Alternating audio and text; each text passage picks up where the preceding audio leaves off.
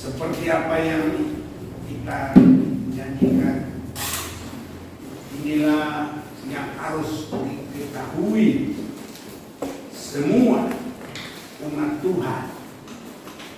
Pekerjaan Tuhan di akhir zaman berkarya. Yang pertama, menjadikan orang yang percaya. Tapi yang kedua, Tuhan mau menjadikan menjadi mempelainya. Saya mau ajak kita membaca itu di dalam surat Rasul Paulus kepada jemaat di Efesus pasal yang keempat ayat yang ke-9 sampai dengan yang ke-16. Lebih baik kita baca bergantian untuk kita semakin meraih berkat. Berbahagia yang membaca, mendengar, dan melakukan firman, supaya 3M ini jadi berkat kita: membaca, mendengar, dan melakukan. Efesus pasal 4 mulai 9, saya baca 9 yang ganjil, saudara yang genap, dan 16 kita akan bersama-sama. Efesus pasal 4 ayat 9. Bukankah ia telah naik? Berarti bahwa ia juga telah turun ke bagian bumi yang paling bawah. Ia yang telah turun, ia juga yang telah naik jauh lebih tinggi daripada semua langit untuk menemukan segala sesuatu.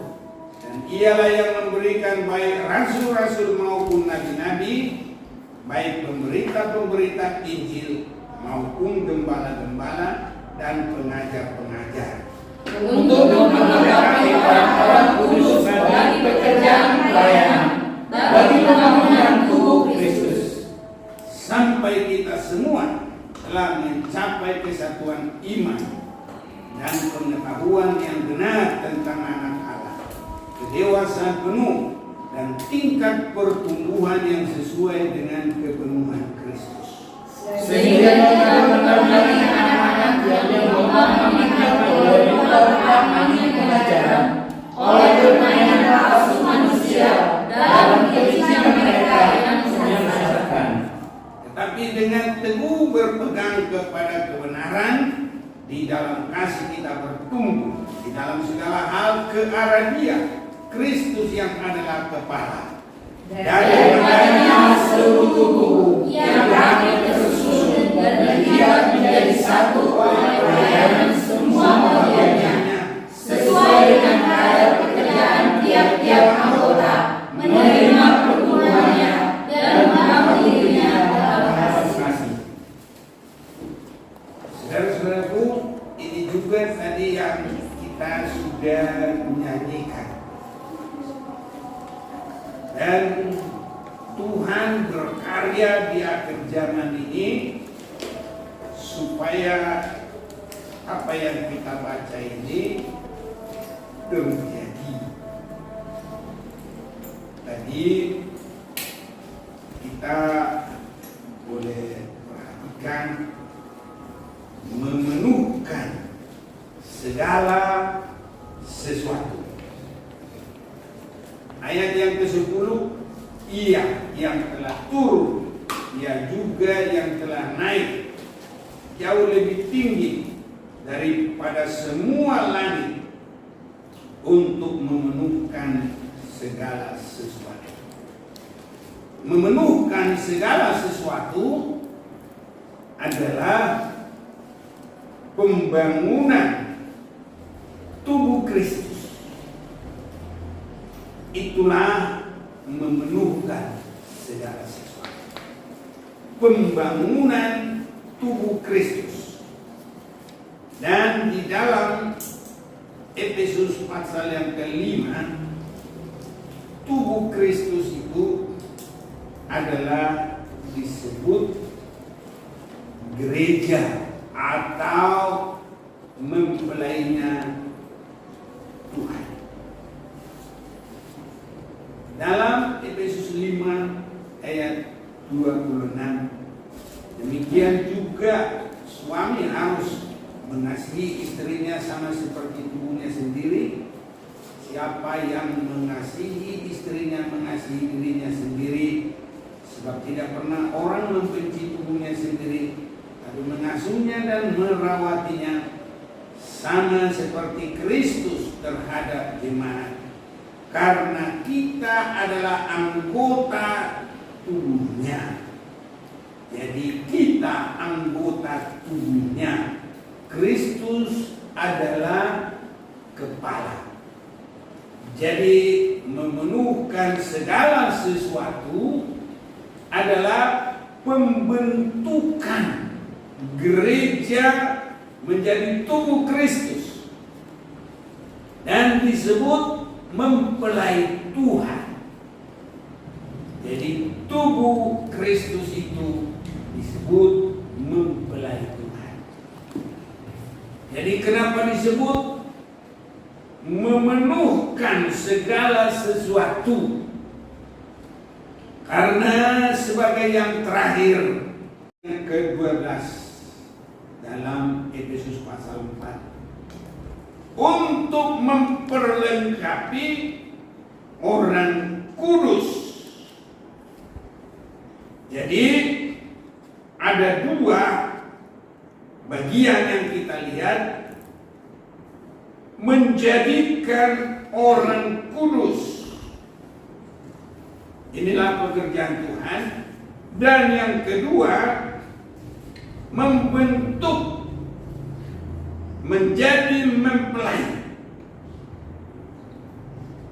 Nah, ini yang disebut harus terjadi dua-dua, memenuhkan segala sesuatu. Itu sebabnya kita harus menerima firman pemberitaan keselamatan, itu penginjilan, supaya orang menjadi orang benar. Ya. Dan yang satu lagi, pengajaran, supaya dewasa menjadi mempelai Kristus, sehingga terarah. Matius pasal 25 ayat 6. Lihat, mempelai datang, songsonglah dia. Ini saudara-saudaraku. Jadi dua bagian. Satu, diselamatkan. Kedua, didewasakan sampai menjadi mempelai. Dan itu disebut tubuh Kristus. Jadi ini harus kita mengerti. Kalau ini tidak dimengerti, pelayanan nanti berputar-putar. Nah, kerohanian juga berputar-putar. Tidak selesai-selesai. Tidak penuh-penuh. Itu sebabnya kita perhatikan di sini, untuk memperlengkapi orang kudus bagi pekerjaan pelayanan bagi pembangunan tubuh Kristus. Jadi memperlengkapi. Ayat 10, ia yang telah turun, ia juga yang telah naik jauh lebih tinggi daripada semua langit, untuk memenuhkan segala sesuatu. Baik, kita perhatikan dua kata ini, melengkapi, memenuhkan. Kerohanian ini harus sampai terjadi bagi gereja, bagi umat, dan harus mengerti pelayanan. Jangan separuh-separuh. Kalau sudah diselamatkan itu jadi orang benar, orang kudus. Tapi yang kedua, mendewasakan. Jadi orang yang disebut sudah dikuduskan itu dibenarkan, proses lahir baru. Nah, inilah yang boleh didewasakan. Jadi pengajaran juga tidak akan bisa kalau belum lahir baru, kalau belum dibenarkan, kalau belum menjadi orang kudus. Tapi walaupun sudah diselamatkan, sudah percaya, sudah terjadi pembenaran, gak boleh puas. Kerjakanlah keselamatan itu sampai penuh. Itulah gereja yang didewasakan, dilengkapi, dipenuhkan. Itulah mempelai Tuhan, gereja yang sudah didewasakan. Sebabnya pemberitaan firman itu harus mengerti tingkat-tingkatannya. Satu, Yesus juga menginjil. Ada baiknya juga kita mau baca itu dulu dalam Matius pasal yang ketiga. Kita akan tahu pasal yang keempat ayat 23. Yesus pun berkeliling di seluruh Galilea. Ia mengajar dalam rumah-rumah ibadah. Ini satu. Dan memberitakan Injil. Menginjil, memberitakan keselamatan. Itu bukan karena perbuatan, tapi anugerah. Untuk diselamatkan tidak boleh yang merasa karena perbuatan. Kembali tadi kita kepada Efesus pasal yang kedua itu. Saya akan ajak kita membaca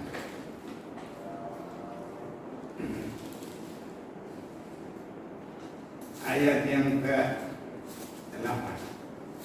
Sebab karena kasih karunia kamu diselamatkan. Jadi karena kasih karunia oleh iman.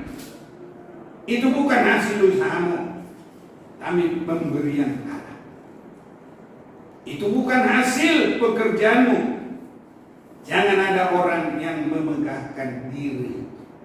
Jadi membuka jalan itu hanya oleh korbannya Yesus Kristus.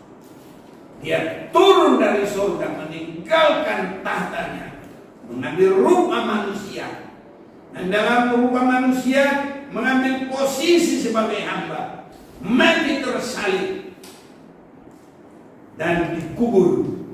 Tapi dia bangkit lagi dan naik ke surga. Nanti tanggal 13 bulan ini kita memperingati kenaikannya Yesus Kristus.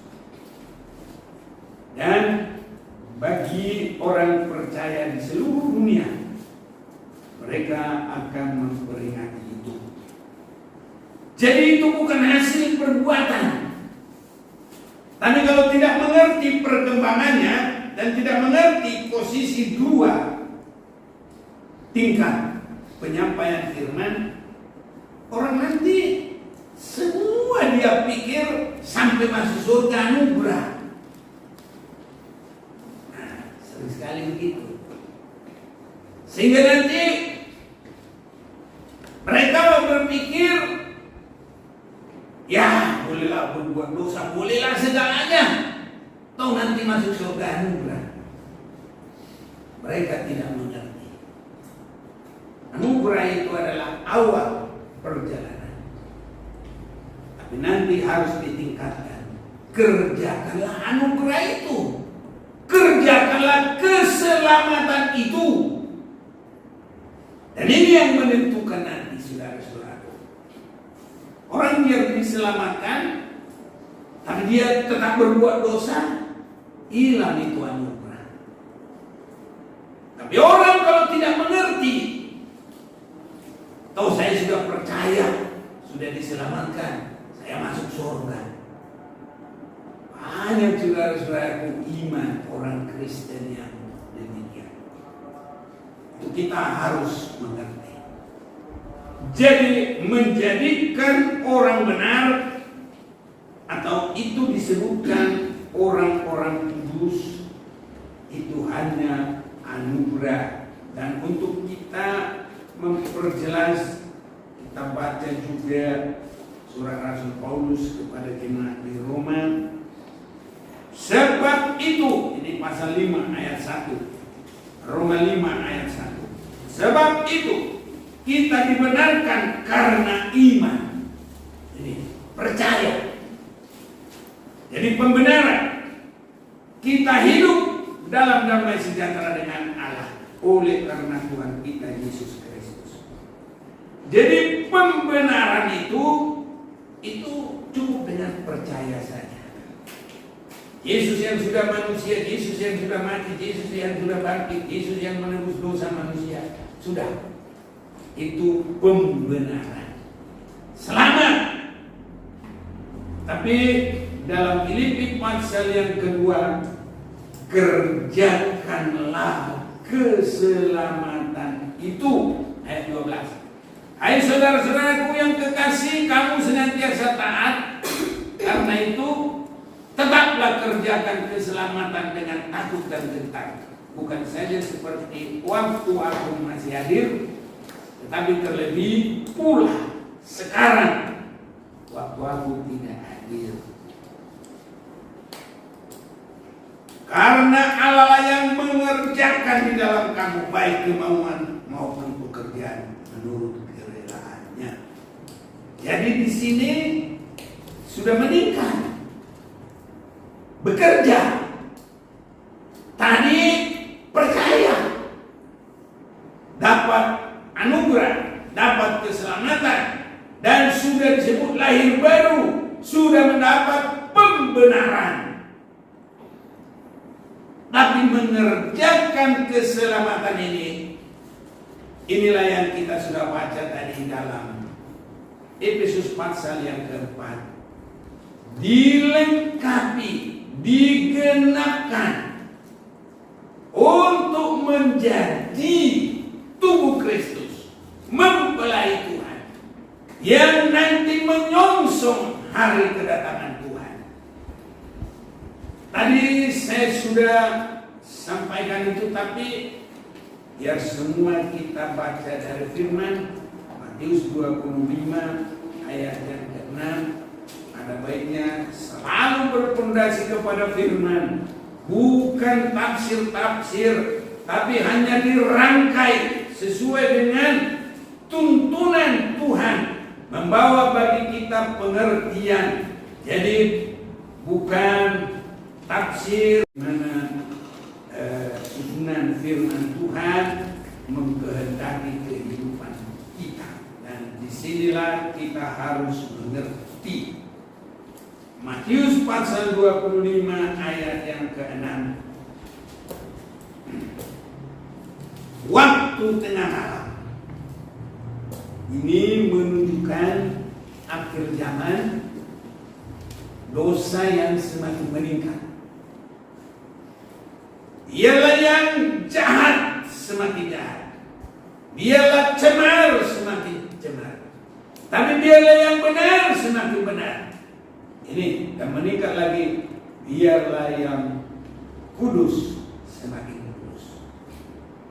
Ini sampai kita dilengkapi, dipenuhkan, gereja yang didewasakan dan disebut tubuh Kristus. Tubuh Kristus, mempelai Tuhan.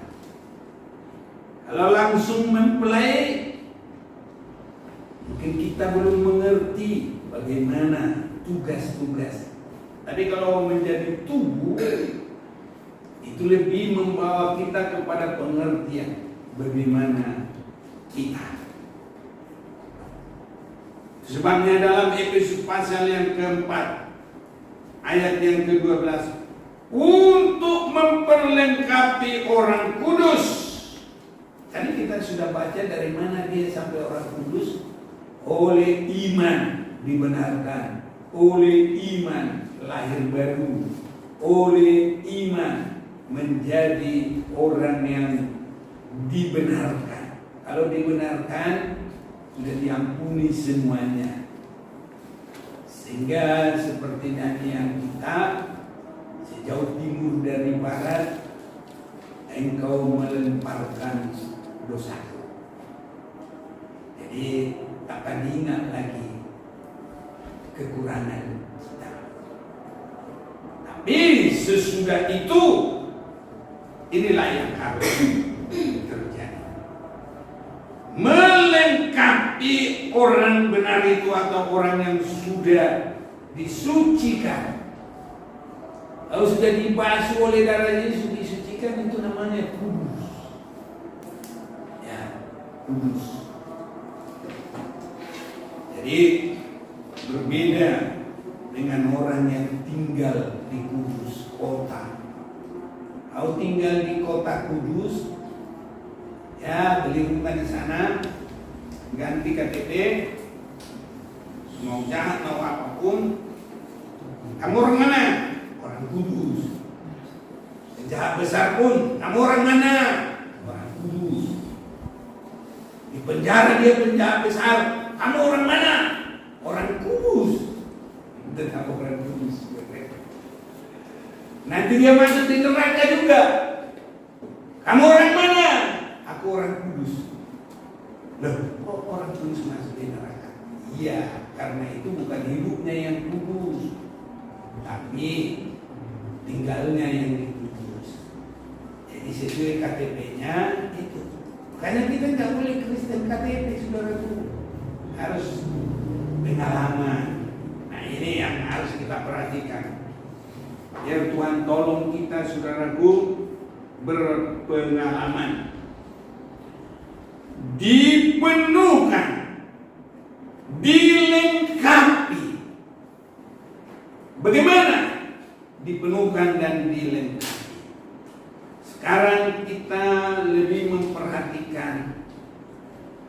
Kalau dari tubuh kita akan semakin melihat.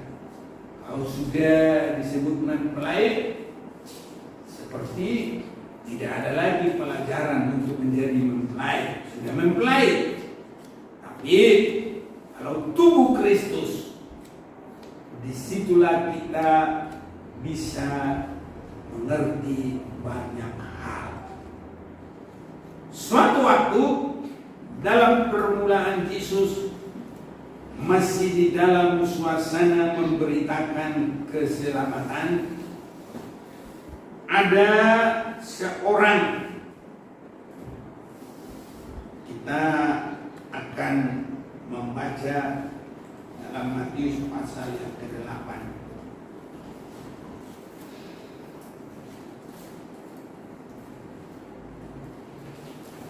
Ada orang Yahudi,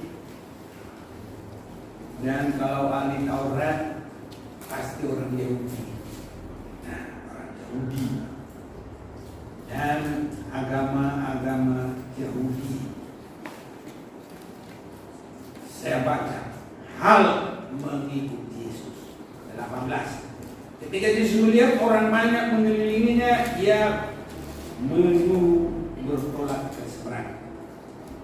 Lalu datanglah seorang ahli Taurat dan berkata kepadanya, "Guru, aku akan mengikut engkau kemana saja engkau pergi." Yesus berkata kepadanya, "Serigala mempunyai liang dan burung mempunyai sarang, tapi anak manusia tidak mempunyai tempat untuk meletakkan kepalanya." Seorang lain, yaitu salah seorang muridnya, berkata kepadanya, "Tuhan, izinkanlah aku pergi dahulu menguburkan ayahku." Tapi Yesus berkata kepadanya, "Ikutlah aku dan biarlah orang-orang mati menguburkan orang-orang mati mereka. Saudara-saudaraku, apa yang kita perhatikan dari firman ini, walaupun tidak langsung seperti kejelasan dalam Efesus pasal 4 tadi, tapi di sini Yesus sudah memberi pelajaran bahwa Dia mencari tempat meletakkan kepala. Dan tempat Yesus meletakkan kepala bukan di bantal, bukan di kasur, tapi Yesus kepala, gereja adalah tubuh. Jadi kepala sedang mencari tubuh. Nah, dan tubuh itu bisa terbentuk orang percaya yang disucikan darah Yesus dibentuk. Ini saudara-saudaraku yang terkasih. Itu sebabnya kalau hanya pengiringan ahli Taurat, seringkali ahli Taurat ini di dalam pengertian yang dalam, dan agama itu bukan lagi yang sampai ke dalam hati, mendalam. Itu bagi mereka sudah menjadi agama peraturan. Tidak ada kasih penebusan. Itu sebabnya tidak ada keselamatan melalui hukum Taurat. Itu sebabnya Yesus datang melepaskan umatnya dan menjadikan tubuh supaya ada meletakkan kepala.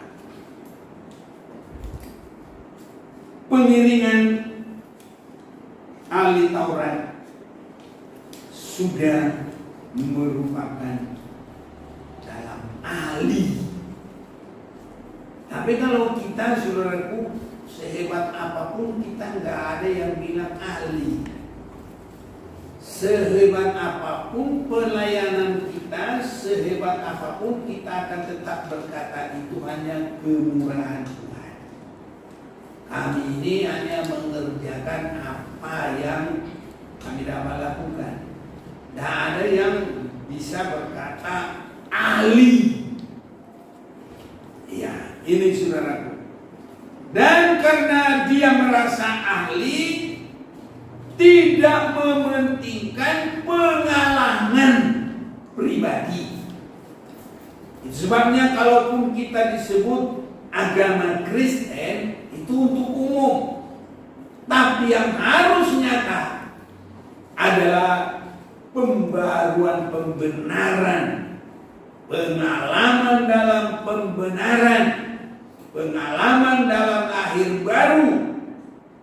Ini dan dilanjutkan dengan siap, bukan di dalam pengetahuan, tetapi dalam penyerahan mutlak, penyerahan total.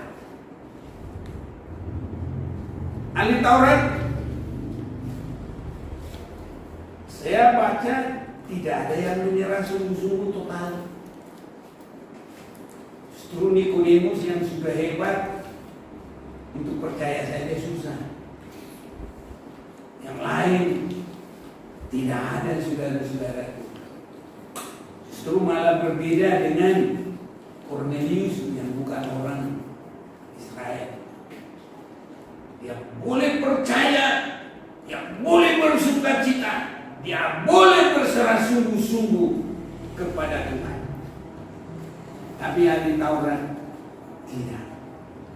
Itu sebabnya apa yang kita lihat dalam rangkaian firman Matius pasal 8 ayat 18 sampai dengan 22 ini, Yesus mencari orang yang bersungguh-sungguh sebagaimana murid.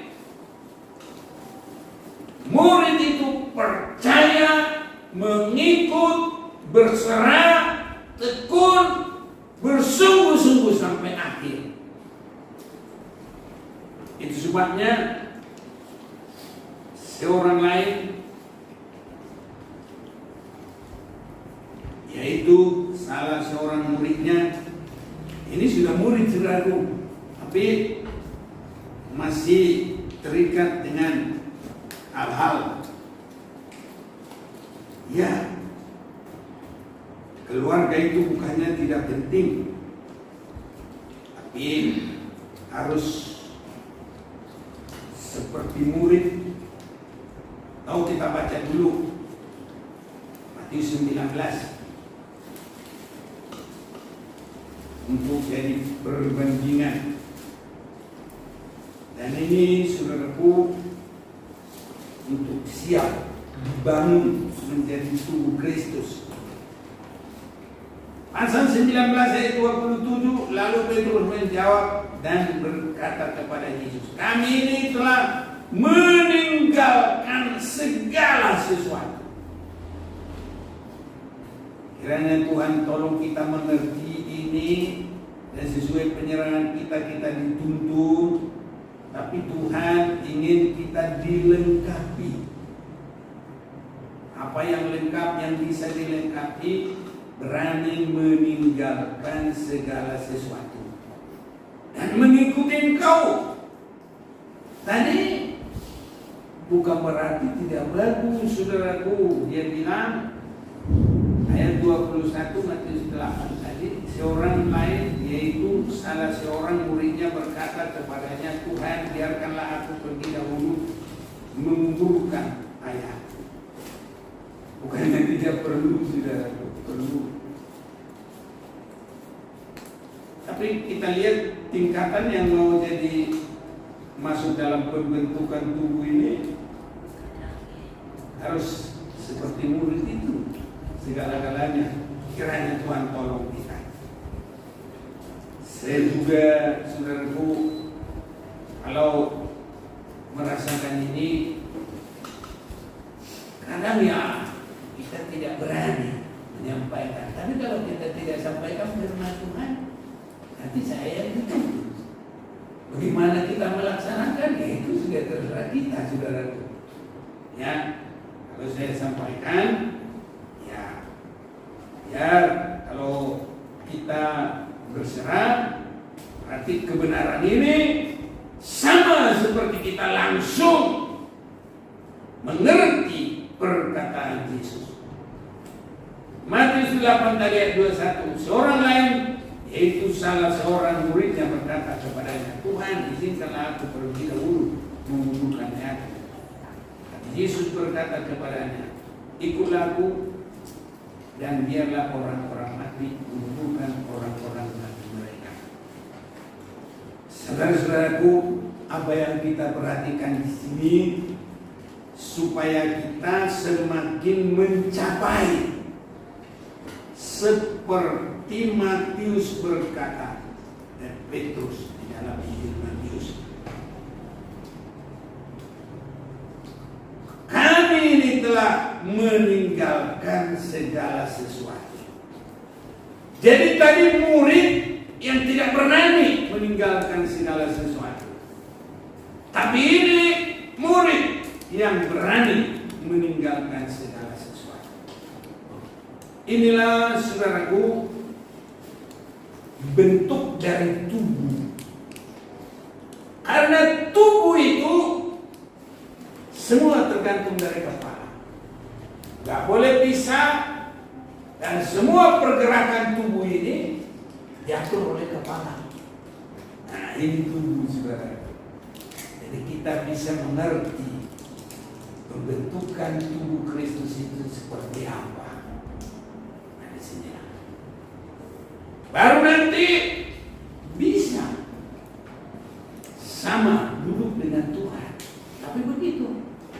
sebabnya kalau bersama dengan kematiannya, bersama saudaraku dalam banyak hal anugerah Tuhan. Itu sebabnya diberitakan firman ini, sejauh mana kita menjadi melakukan, kiranya Tuhan tolong kita. Dan tadi kalau kita sudah perhatikan di dalam Filipi pasal yang kedua itu, Allah mengerjakan kemauan di dalam kita.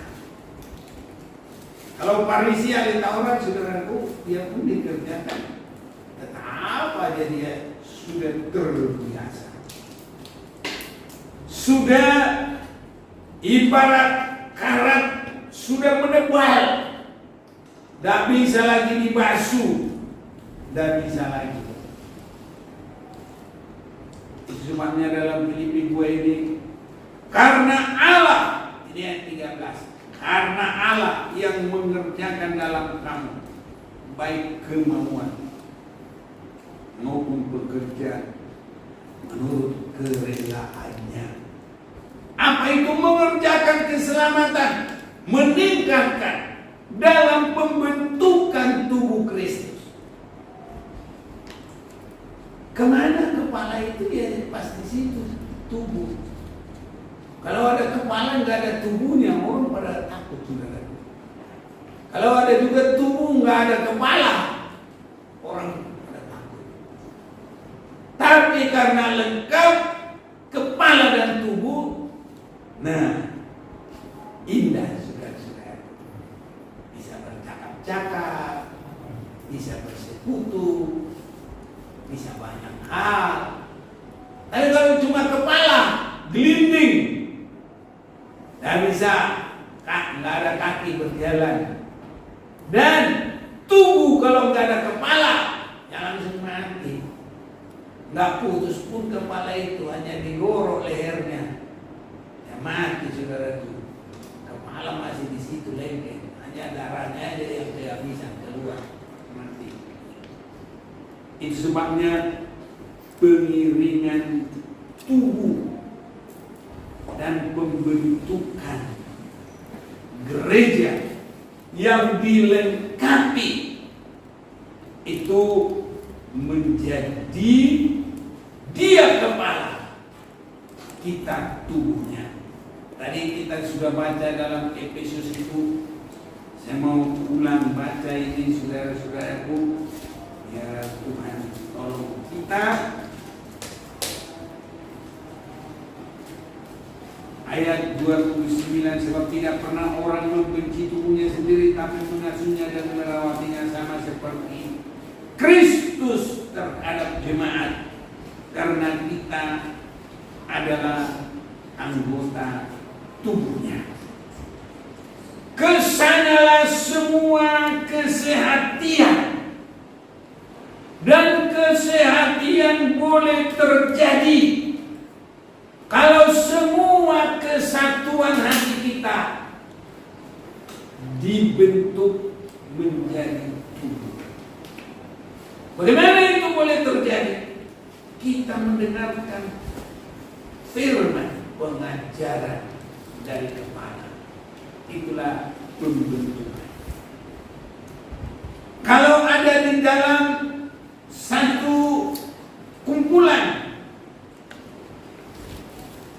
kumpulan itu boleh sehati kalau masing-masing menuruti apa peraturan yang diputuskan. Nah itu boleh sehati. Tapi kalau masing-masing semua keinginannya, tidak boleh sehati.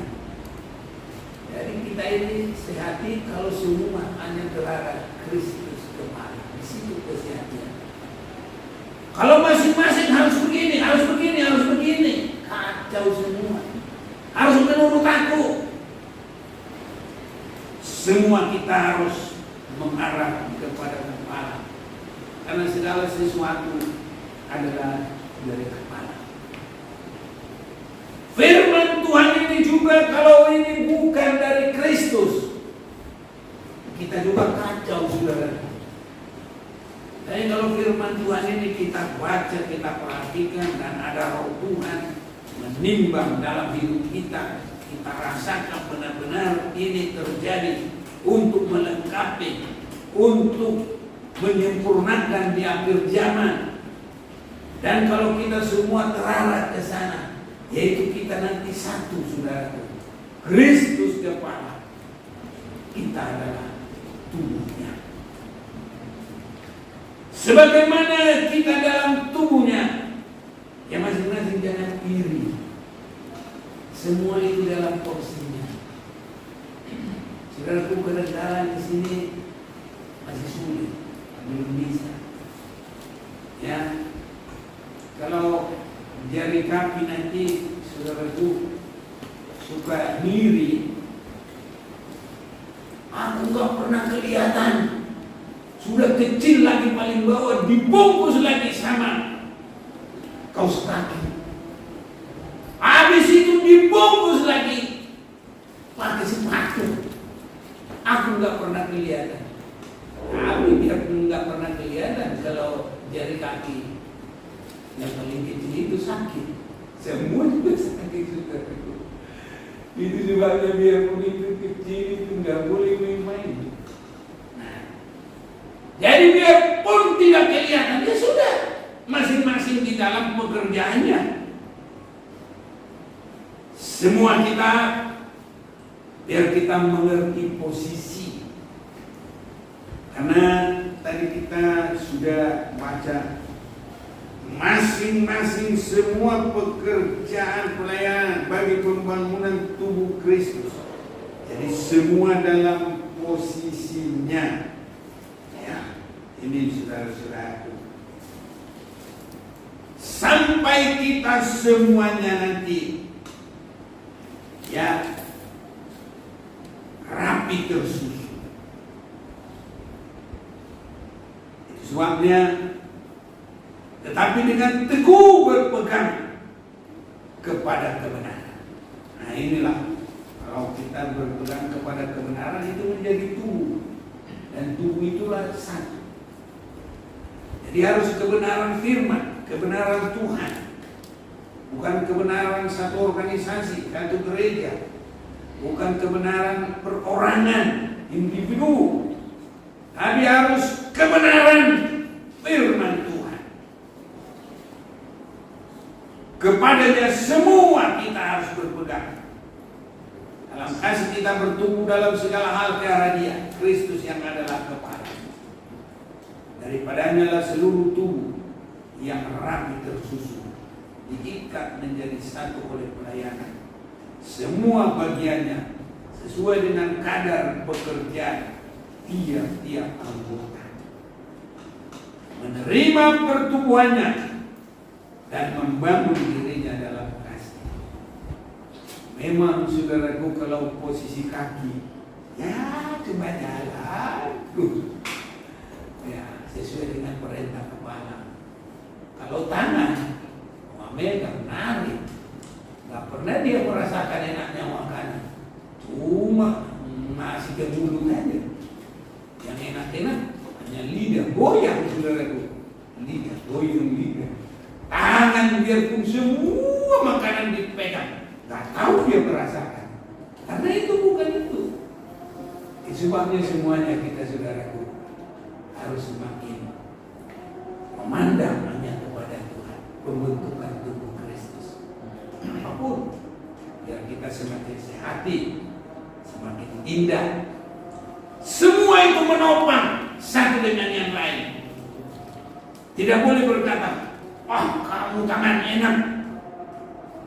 Aku biarpun aku tangan, tapi semua makanan aku pegang, tapi nggak pernah aku cicipi. Jadi, kamu bisa enak. Iya, cuma itu aja. Tapi aku dikurung terus katanya. Ada di dalam mulut. Jadi semuanya, saudara-saudaraku, nggak ada yang boleh. Ya, harus sabar dalam posisi, bersukacita di dalam posisi, dan sebagai apapun. Itu sebabnya dari kepala seluruh tubuh. Ini saya terjemahkan itu. Kalau yang sebenarnya daripada nyala, ya. Tapi karena disebut dalam pembangunan tubuh, jadi dari kepala seluruh tubuh rapi tersusun dan diikat menjadi satu oleh pelayanan semua bagiannya sesuai dengan kadar pekerjaan tiap-tiap anggota, menerima pertumbuhannya dan membangun dirinya dalam Kristus. Saudara-saudaraku, sekarang semakin kita lihat kemana perjalanan itu, ialah Tuhan tolong kita dan biar kita setia sampai nyata. Lihatlah mempelai datang, song-song lagi. Itu artinya kita siap terus sampai Tuhan Yesus datang. Dan biar Tuhan tolong kita sampai menjadi yang terpilih. Itulah kategori 5 anak darah yang tinggal. Dan kita boleh masuk bersama dengan mempelai Tuhan. Semoga Tuhan berdiri, Tuhan pasti tolong, Tuhan berkati kita. Lagu yang terakhir tadi kita mau